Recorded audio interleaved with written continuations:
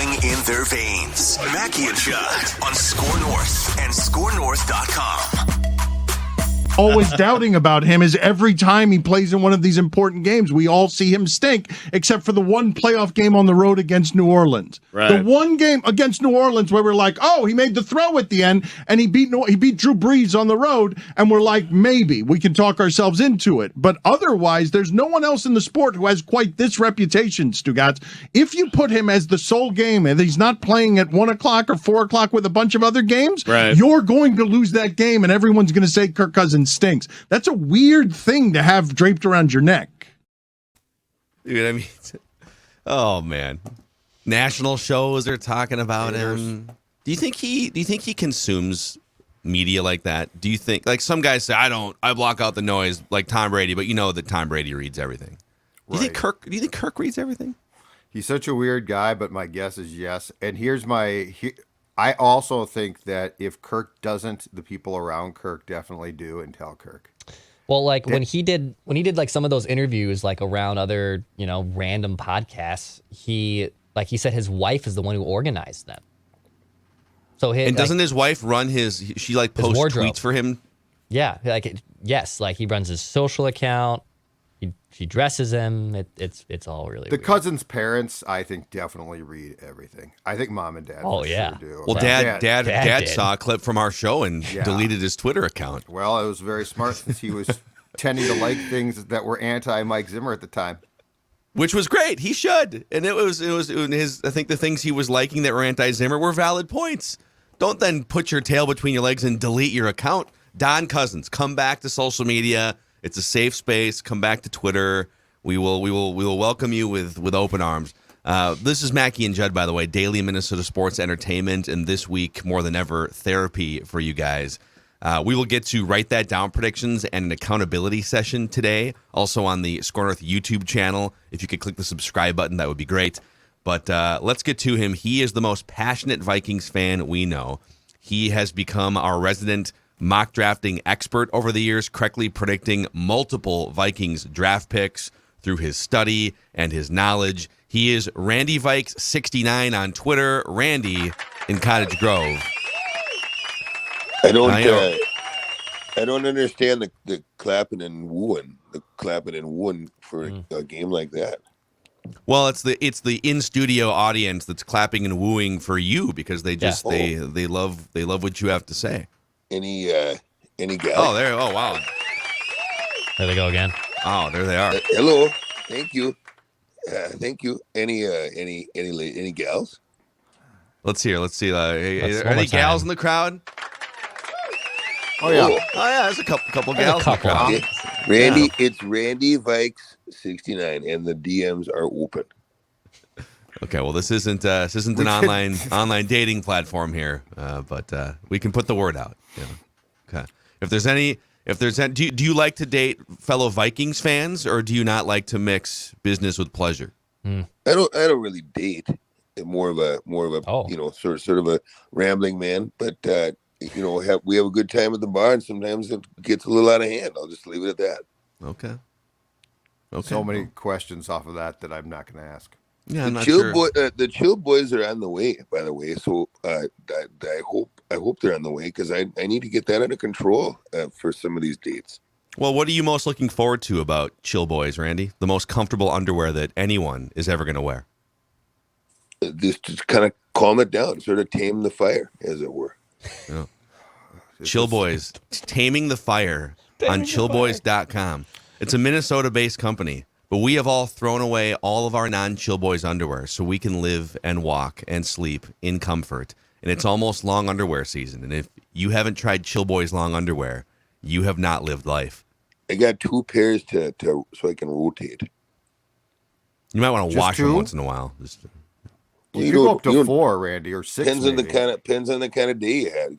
You can run a pair for 3-4 days, sometimes easy. It's fine. You just got to give it a whiff and take it a whiff and then take it after the shower. Take a whiff of yesterday's Chill Boys, and if they're good, pop them back on.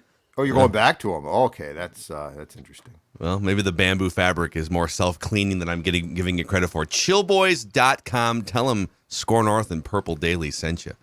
So, well, how you doing a couple days after kind of an embarrassing situation on Monday night for our Vikings? We, as I said, the first effort against Green Bay was much more what we're after, and that we got rewarded with at the bar with touchdown shots and sack shots which are new this year. Didn't have as many this week, did we? No, I don't. You probably didn't get a buzz at all, actually. Yeah, one I mean, there were shot. a couple of sack shots early that we got to have, and we got the one touchdown. But when Smith Juniors is dropping that one, that could have been a shot right there. Could have changed the whole dynamic of the game. Could start the whole thing with a different kind of momentum. Yeah. But he dropped it, and then the bartender put the bottle back, and we didn't get to have that shot. And you always know it's a bad night when you go home stone sober, because the team didn't hold up their end of the bargain, and it's just a good meter of how did the Vikes play. Are a couple people needing a ride home? Maybe then they had a great day. We did our job on both ends, at the bar, on the field. You're not giving people rides home though, right, Randy? Well, there's a shuttle. It goes around the neighborhood. Thank God. We just draw for it, but the whole problem with what they did is they wet themselves. They go into Philadelphia and they back down from the bully. This team, the Eagles, aren't good. They're not. They're going to go. I don't know. Who knows? Maybe 10-7, 11-6. Wait, you don't think the Eagles are good after watching them the first 2 weeks? They're okay. They got those fans that get in your head, and I've tussled with a couple of Eagles fans in the past. One time at a TJ Maxx, and he was very upset that I was trying to purchase the same sort of what they call like a starter jacket. And this wasn't even an Eagles or a Vikings jacket. It was just a cool looking jacket. But I saw he had a Deuce Staley jersey on. This is some years ago. And I told him to kiss my ass right in front of them. And they're not used to that. You got to give them what they dish out. Throw it right back in their face, Eagles fans. You got nothing. You guys got nothing. You can never trust a guy in a Deuce Staley jersey. Just want to make that known. Deuce Staley. Was this an actual fight? Like, did you throw hands with an Eagles fan in a TJ Maxx? I told him to kiss my ass. I'm buying the jacket, and I did. And then on the way out, he's walking to his car with no jacket, and I yelled, "Staley sucks."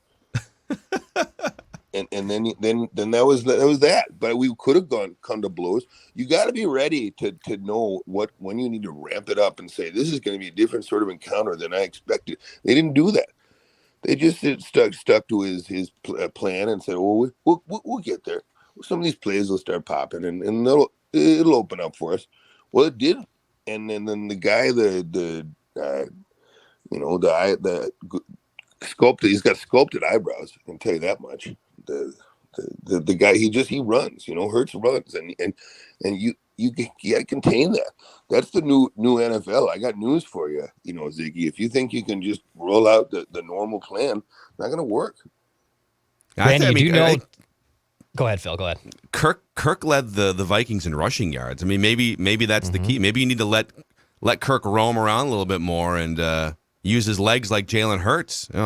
That's one of my takeaways. He's a bozo, and I'm still not sold on him. And in fact, do the thing. I'm going to do it. He's in this stable. Okay. Well, should we do the stable? Yeah, we got to fire up. Yeah. All right. Well, music for Randy. Every week when the Vikings win, we get a stud stable from Randy in Cottage Grove, and because they lost, this will be the dud stable for week 2. This is week 2. It's a primetime game is what this was against the Philadelphia Eagles. Fly Eagles fly is what they say. Well, we pee Vikings pee down our legs is what happened. Yeah. And this is what happens there, and this is frustrating. And it's a 1-1 now instead of a 2-0. We would have vaulted into some of the conversation top echelon teams, and instead we're licking our wounds. And we're licking our wounds, and there's three main duds. Here are the reason why. So, number one dud, this happened early in the game, but it's left a stinky smell in the air and a bad taste in everyone's mouth. And that's a big drop when you got to have, Cousins. Some of the throws he made were awful. This one was right on the money, as they say. And he dropped it. Old Butterfingers went right through it. He shouldn't get to wear number 84. Not after that. Amen. Not after that. And this is Irv Smith Jr. Irv, you're a dud. Amen. Randy and I have never been more in lockstep on this. You can't, in good conscience, continue to wear the number 84. Change his number. And you change his number until he proves it. Make him 83 or whatever you need to do. Next 83 and a half. Didn't Conklin wear 83? I don't know if he deserves to wear Conklin's number. I think he did. He's got to find a different, maybe Shanko's number. Who's wearing number 81? BC Johnson. He's on IR. Let's find a more appropriate number. You go ahead and work on that. I got film to break down. But next dud. I'm sorry, I forgot it was a loss. Next dud. This is the guy who really makes me just absolutely removes the air out of any snugness you might have of the first week, and that's a guy who just gets out there, and every time the lights are brightest, seems to just absolutely become a pool of his own urine, and that's Kirk Cousins. Kirk, you're a super dud. You like that? You like that? Hard to disagree there. A pool of his own urine. Blood. And now there's the super duper dud, who's the guy who gets the top spot in this unfortunate stable that you don't want to be in. And this guy may notice he wasn't in the stud stable last week. He wasn't in the stud stable last week. Last week was Za'Darius Smith, who still looked pretty good this week, and Justin Jefferson and KOC.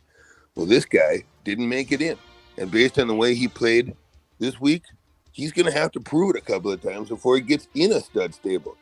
You better go out there and be ready for the Lions. Better be ready. Until then, you better look in the mirror, because this week, Kirk Cousins, you are a super duper dud. Oh, wow. We're going. You like that? You like that? Kirk Cousins taking up 2 of the 3 dud stable spots, Randy. Oh, He's gone. Randy? He's gone. He's gone, but He's I had gone. a follow up for But- him. hold on a He's second. gone, So okay. I thought we were going to get like a new name, a Harrison Smith or something. So he just doubled up on Kirk. Well, I guess when you're a pool of your own urine, just Right. helplessly flailing around in Philadelphia, I guess you deserve to take up 2 of the 3 dud stable spots. Did Randy say that when they're all drunk in the bar after touchdown shots that they do a drawing for who's going to run the shuttle home? No, well, I think they.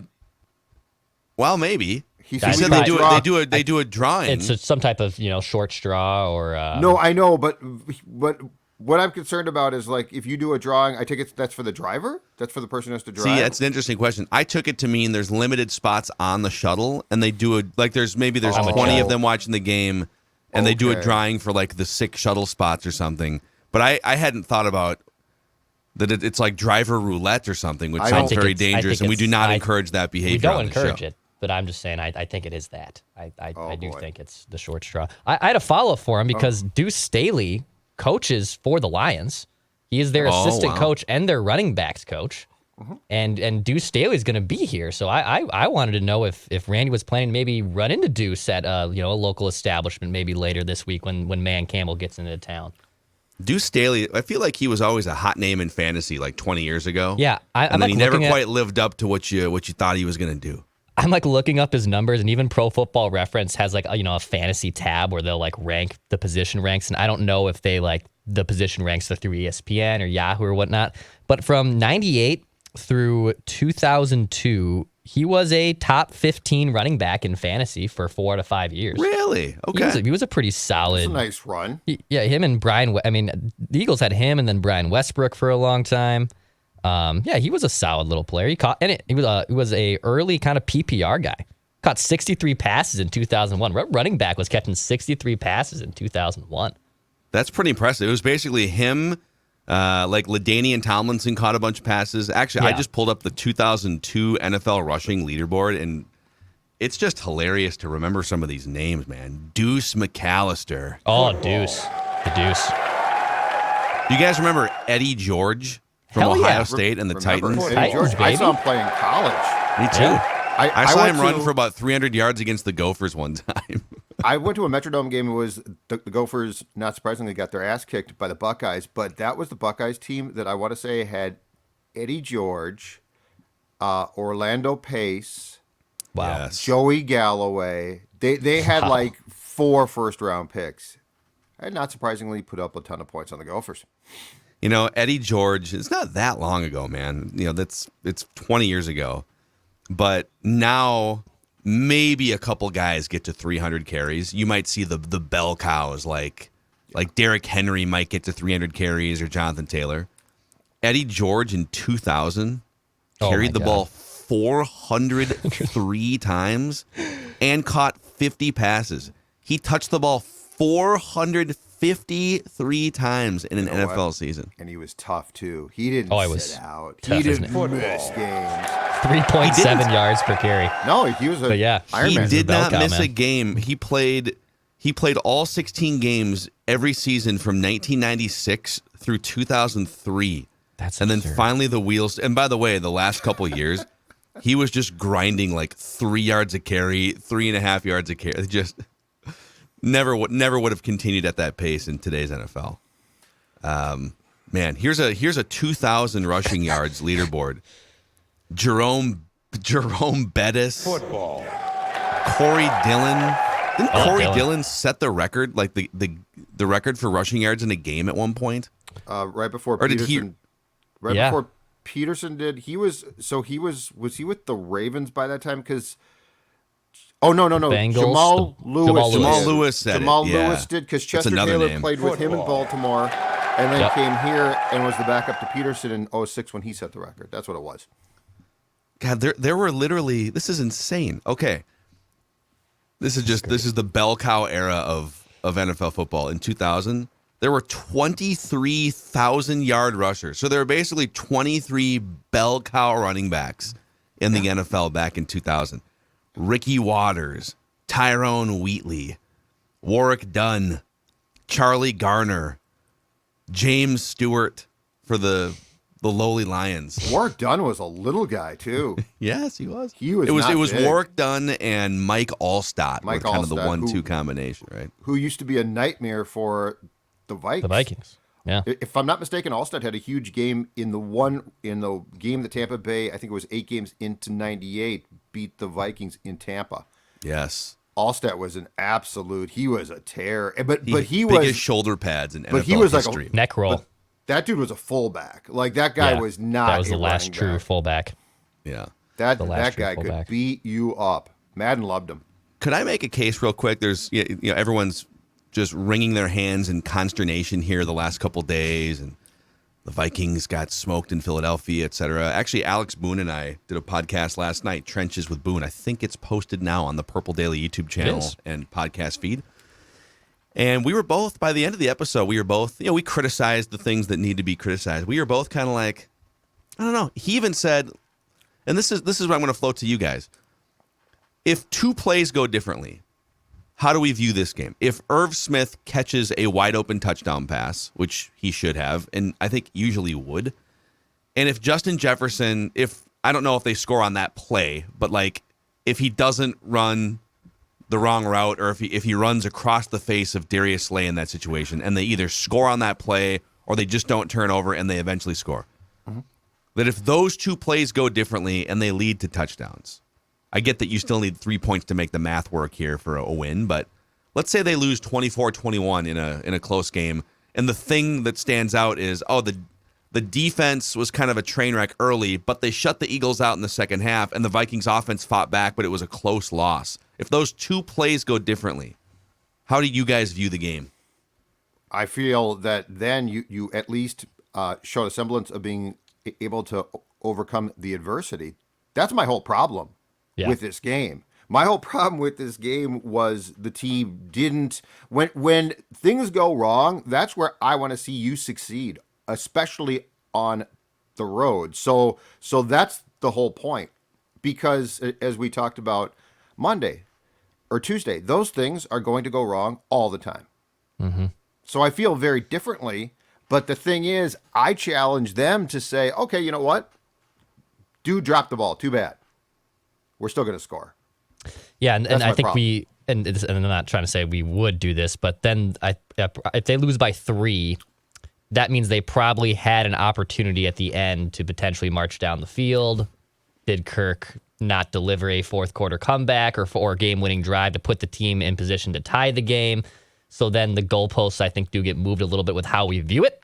But That's probably true. I mean, but at the same time, in week 1, if Christian Watson catches the first pass from Aaron Rodgers and it's 7-7, that game looks completely different too. Yeah. Right. So I think something too that happens is this is what the Cousins Crusaders love to scour the earth for everything possible to throw out in front of the bus before Kirk.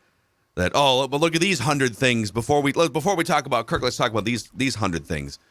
And to Judd's point, you're going to have drop passes. You're going to have mistakes. And Aaron Rodgers can listen to this too, because he did this against the Vikings in week 1, to Declan's point. Guys are going to make mistakes. Can you just flush it, get over it, and if the door is still open, still kick it down? Right. And it's almost like, the way people treat it. Well, I mean, Irv Smith dropped that pass. What are they supposed to do? Well, they had like 5 other great opportunities after that to score points and to drive, and some of it was not on Kirk, some of it was on Kirk, but it's this. The Vikings and fans have to get out of this mindset of, well, I mean, the offensive line wasn't perfect. What are you supposed to do? Oh, there was a drop pass. Go watch any other NFL game. This stuff happens in every game. The Dolphins were down by 21 points going into the fourth quarter on the road. They had already thrown multiple interceptions, and they said, you know what? Screw it. We're going to win this game. And it's not just on Tua. It's on Tua, coaching, receivers, everything. But that's our offensive mindset. line. That's the problem. Our mindset is, well, the Twins, I mean, you got 17 guys hurt. I mean, you can't win. That's okay, but let's examine it. The Vikings, it's always something. That's why I continue to say offensively now, there are no excuses left. That offensive line, we warned you. And you said, you know what? We're fine. And so I'm going to trust you. You're fine. So I'm not going to use that now as look at the blocking. This is part of the plan now. Yes. This offensive line is part of your plan. And much like the Twins pitching staff is part of your plan. And these are highly detailed offensive people who made the decisions who, if you are going to trust them, you need to trust them and say, you know what? They're right. If it breaks down, that's not an excuse. Mm-hmm. Speaking of the offensive line, according to Pro Football Focus, through the first 2 weeks, the Vikings pass blocking ranks 24th in the NFL, which is actually a slight uptick. They have allowed pressure, I believe, on 35% of dropbacks. I might be slightly off on that, but that's around league average. So I would say they have been a slightly below league average pass blocking unit according to a few different metrics. So. And you said Bradbury's grade was actually pretty good for Sunday in pass protection, right?